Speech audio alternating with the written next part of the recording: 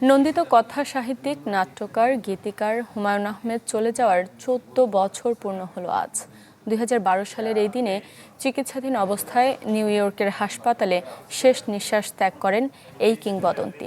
১৯৭২ সালে প্রথম উপন্যাস নন্দিত নরকে প্রকাশের পরপরই হুমায়ূন আহমেদের খ্যাতি ছড়িয়ে পড়ে। সাড়া ফেলে শঙ্খনীল, কারাগারসহ আরও বেশ কয়েকটি উপন্যাস। পাঠকপ্রিয়তা পায় মধ্যাহ্ন, জ্যোৎস্না ও জননীর গল্প, দেয়াল, মাতাল, হাওয়া, শ্রাবণ মেঘের দিন, কবি, লীলাবতী, এইসব দিনরাত্রিসহ অসংখ্য সৃষ্টি। তার প্রকাশিত সাহিত্যকর্ম ৩ শতাধিক। সাহিত্যে অবদানের জন্য হুমায়ূন আহমেদ পান ২১ পদক, বাংলা একাডেমি পুরস্কার, লেখক শিবির পুরস্কার, মাইকেল মধুসূদন পদকসহ বহু সম্মাননা।